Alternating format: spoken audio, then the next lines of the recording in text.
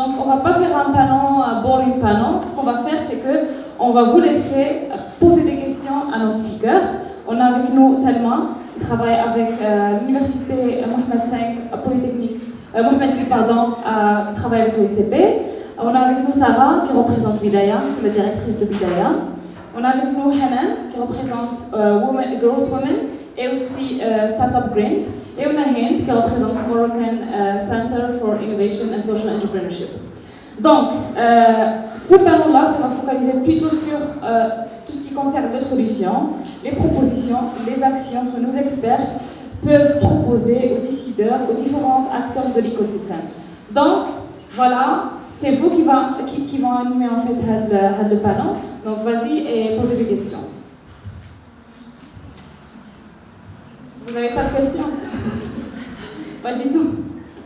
Dans ce cas-là, en fait, je vais poser la question à nos experts de partager avec nous brièvement, parce que je sais que nos participants sont fatigués. Et donc, si vous pouvez en fait proposer des solutions pour les acteurs de l'écosystème pour améliorer en fait la place de la femme dans la tech et dans l'économie en général au Maroc.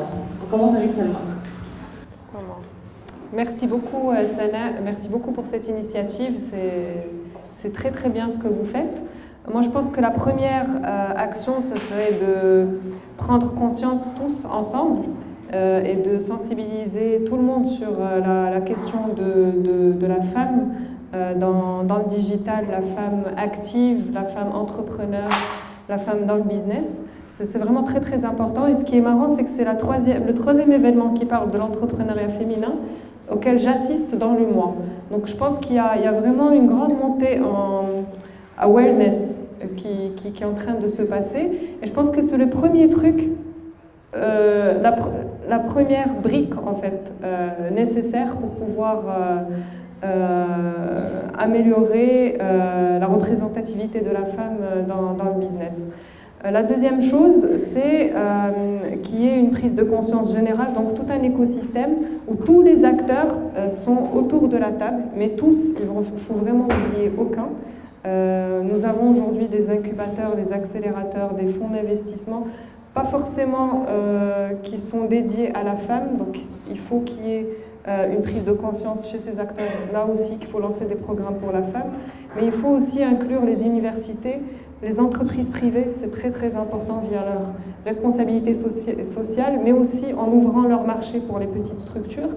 Et puis surtout, ne pas oublier qu'il faut qu'il y ait une impulsion qui vient de l'État, donc une prise de conscience déjà plus haut. Et c'est surtout cet agent-là public qui va pouvoir structurer en fait tout ce qui se passe aujourd'hui, parce qu'il se passe des choses.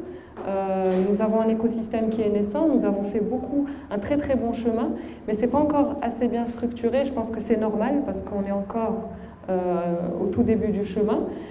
Et enfin, je dirais que je pense qu'il faudrait qu'il y ait plus de femmes dans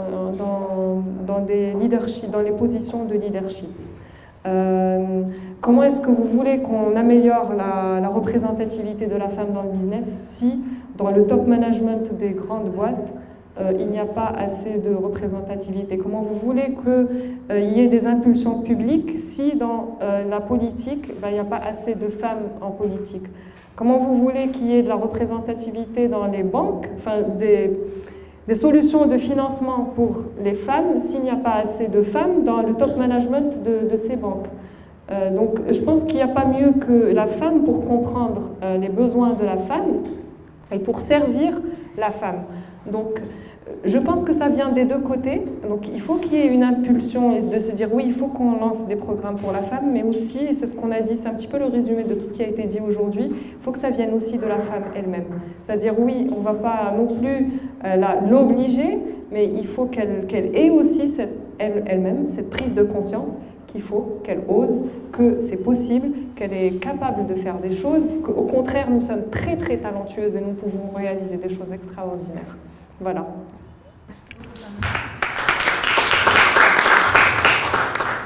Merci Selma. Du coup, je réponds à la même question ou il y a des questions dans la salle? Je retente. Ouais.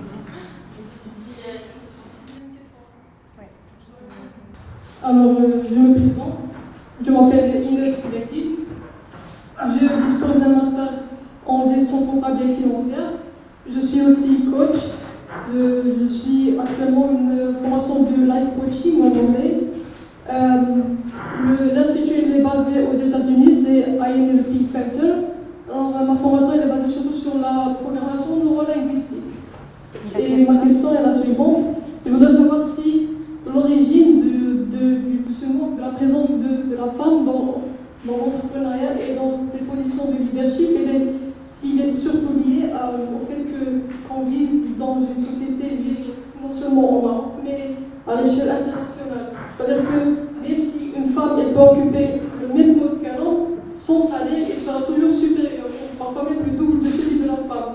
Donc, est-ce que le problème, c'est surtout une question de société virile, de société phallique, qui fait que l'homme est toujours supérieur de la femme? Voilà, merci.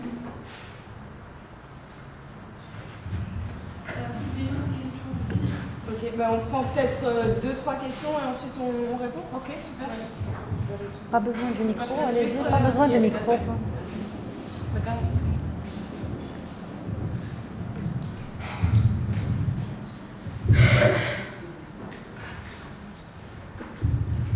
Bonsoir, donc félicitations pour cet bel événement. Et donc ma question est la suivante, qu'est-ce que vous pensez du constat qu'on dit souvent que les femmes sont des ennemis des femmes?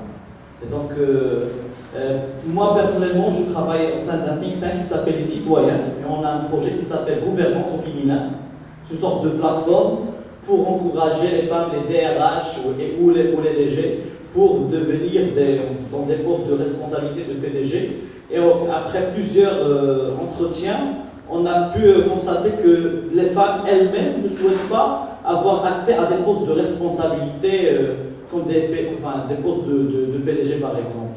Donc je ne sais pas quel est vos avis par rapport à ce constat, à ce stéréotype, je ne sais pas comment on peut l'appeler. Donc voilà, et merci beaucoup encore une fois.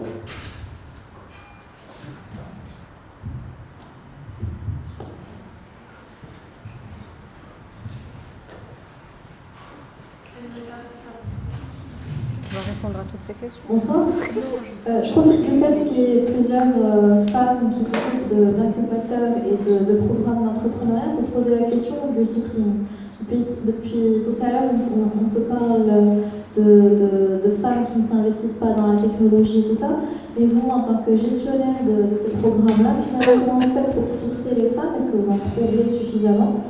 Pour l'avoir fait moi-même, on n'avait pas 10% de candidatures de femmes. Donc, est-ce que vous arrivez à lever cette problématique? C'est bon. C'est bon. Alors, je réponds à certaines des questions et je laisserai les autres intervenantes répondre aux autres.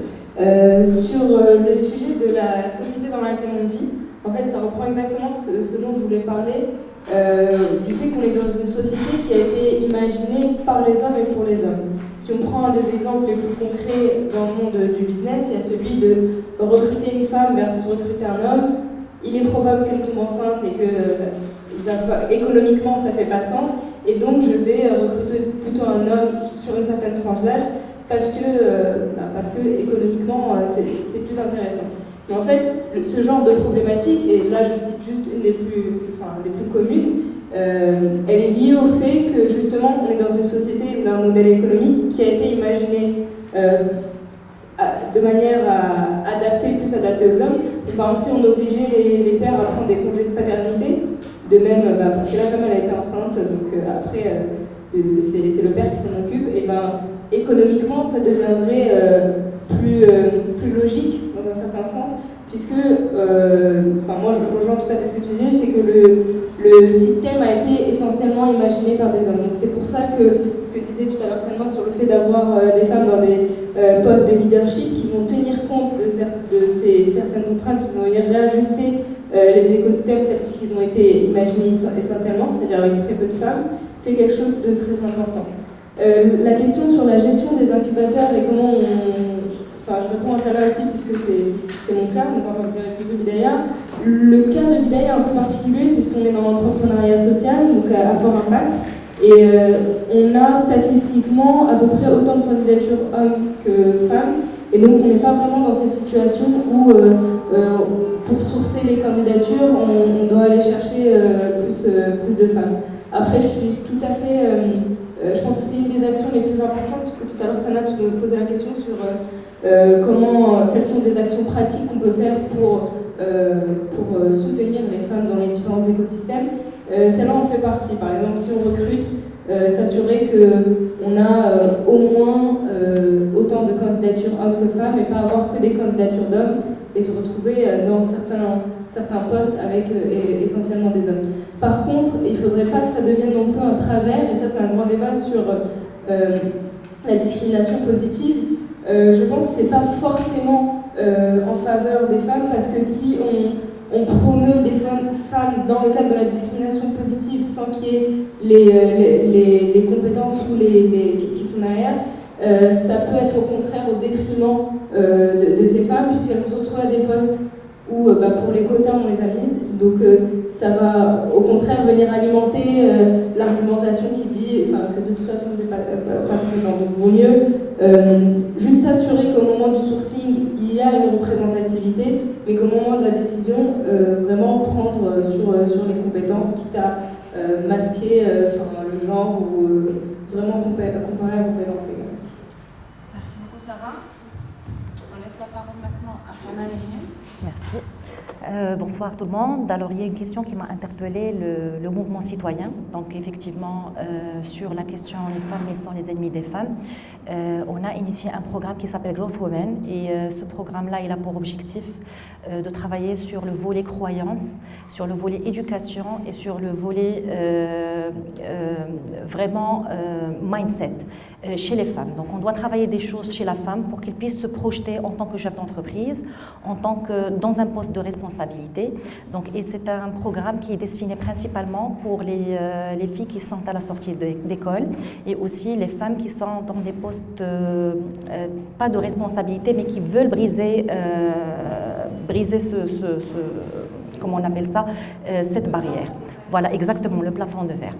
Et pour la partie innovation du côté féminin, nous, en tant que programme d'accompagnement et d'éducation pour les entrepreneurs, Startup Grind, on a été confrontés à ce genre de limites où nous avons des corporates qui souhaitent avoir des entrepreneurs femmes parce qu'ils ont des programmes qui sont axés sur la partie gender diversity. Donc, et pour ça, on a un événement qui s'appelle Mid Lead. D'ailleurs, il est prévu pour le 27-28 novembre.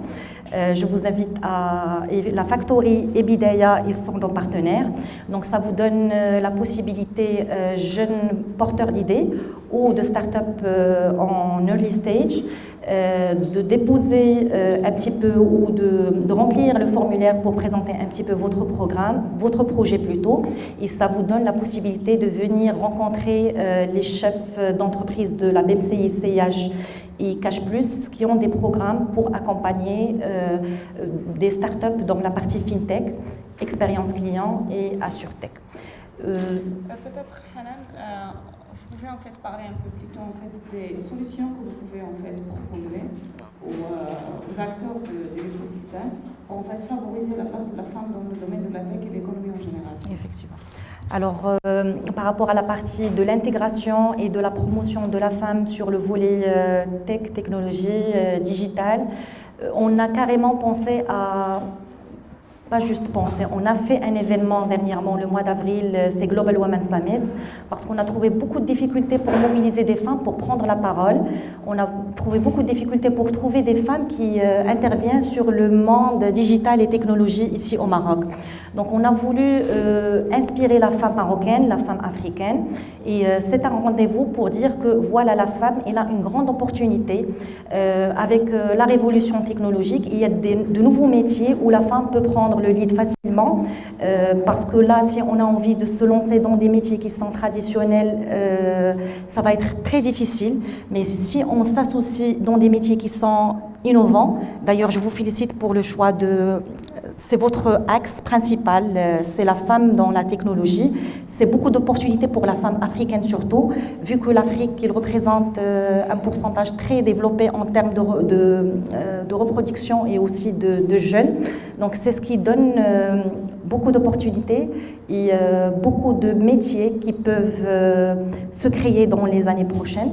Donc voilà, donc je vous invite à s'intéresser aux nouveaux métiers. Donc, je ne sais pas si j'ai bien répondu.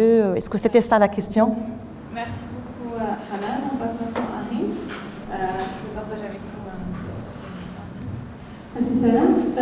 Alors, pour répondre aux questions, que ce soit qui s'affaire des présents. Alors, à Insight, par exemple, nous avons deux piliers. Un des piliers principaux de Insight, c'est le pilier d'incubation et le pilier d'éducation. Si on parle de l'entrepreneuriat, j'ai commencé du haut un petit peu et puis on descend de petit à petit. Alors si on parle de l'incubation par exemple, à travers le programme d'incubation qui sont ouverts aux femmes et hommes, c'est-à-dire les porteurs de projets, des entrepreneurs, on reçoit bien sûr des femmes entrepreneurs qui bénéficient de nos programmes d'incubation. Puisqu'ils sont là, c'est que ce sont des entrepreneurs, des femmes entrepreneurs qui ont des projets, elles sont porteuses de projets. Mais au cours de l'incubation, on conclut, on voit qu'ils ont encore besoin d'empowerment. Donc c'est pour cela qu'on parlait des programmes d'incubation, on fait des initiatives, des événements d'empowerment des femmes entrepreneurs pour les encourager de plus en plus et qu'ils puissent s'appuyer encore plus dans le domaine de l'entrepreneuriat et les encourager de plus en plus. Ça, c'est en termes d'incubation. Pour l'éducation, alors je vais vous poser une question. Qui est là, qui est d'accord qu'il faut travailler là, cette question de sensibilisation et d'inspiration à l'entrepreneuriat, bien évidemment pour les femmes, depuis le jeune âge, c'est-à-dire le collège, lycée, ainsi de suite. Qui est d'accord pour ça? Alors, donc à Insight, nous avons le programme qui s'appelle Thinking Initiative. C'est un programme dont l'objectif ou la mission principale, c'est de transformer l'éducation marocaine en classique, en éducation et innovante. Et ça, à travers, c'est un programme qui s'étale toute une année au niveau national. Et on cible les petites filles et les grandes filles. Pour la raison d'inspiration à l'entrepreneuriat en général et bien précisément à l'entrepreneuriat social pour les élèves du lycée. Je vais donner un exemple, c'est un vécu, c'est une expérience que j'ai vécue, qui connaissait Sebtoulette Lema. Une seule personne. Sebtoulette Lema, c'est une petite ville, un petit village à Blimillel, et on s'est déplacé là-bas pour former les jeunes lycéens à l'entrepreneuriat ou à l'entrepreneuriat social. Il y avait une vingtaine de participants, trois parmi eux ils étaient garçons. Le reste, ils sont tous des filles. C'est-à-dire, les filles, quand je dis filles d'aujourd'hui, c'est la femme de demain. Les filles, elles sont là, elles sont intéressées pour apprendre de nouvelles choses, pour s'entreprendre, ainsi de suite. Ok, ils ont passé les 2 week-ends, à savoir que le lendemain, les 3 garçons ne sont pas revenus. Il n'y avait que des filles. Le dimanche, toute la journée, il n'y avait que des filles, et les garçons étaient là. Ok, ils ont appris le programme et tout. Et à la fin du programme, ils sont censés de venir à Rabat pour pitcher leur projet, pour présenter leur projet lors de la compétition nationale qui rassemble tous les participants, tous les porteurs de projets, les lycéens, entrepreneurs à Rabat. Malheureusement, tout ce que j'ai entendu, que ce soit de la part des filles entrepreneurs de la région de Blimillel, que ce soit des filles entrepreneurs de la région d'Osflo, des villes d'Osflo, vraiment elles ont galéré pour venir à Rabat et vivre cette expérience de l'entrepreneuriat à cause de leurs parents. C'est vrai qu'actuellement on travaille à plein de programmes d'initiation, plein d'initiatives qui parlent de l'entrepreneuriat, de femmes entrepreneurs, mais on ne doit pas nier ou négliger le point qu'il faut aussi sensibiliser les hommes à ça. Parce que quand on dit un homme, c'est le père, un homme, c'est le mari. Donc c'est vrai aussi, des fois, ça peut créer des problèmes. Et je pense que c'est parmi les causes qui expliquent le manque d'engagement, par exemple, des femmes entrepreneurs que ce soit les programmes de l'entrepreneuriat en général, des initiatives, elles sont là, oui, mais s'ils trouvent du soutien, plus de soutien de la part de la famille, de la société, de l'entourage, ça peut aller de plus en plus, ça peut aller moins, encore plus que ça. Et donc je dirais qu'il faut travailler le souci, alors le problème, il faut vraiment le travailler de la base. Et si ça se travaille de la base, et bien sûr le Maroc, c'est pas ce que Rabat et Casa. Le Maroc, c'est très profond que ça. C'est vrai que les gens de Casa, Rabat, ils ont eu l'initiative pour atteindre cet événement par exemple, mais il y aura d'autres personnes dans d'autres villes, que ce soit grandes villes ou petites villes, qui n'ont pas eu l'occasion par exemple d'atteindre à ce type d'événement. Merci beaucoup Hind, merci beaucoup Hanan, Salma et Sarah.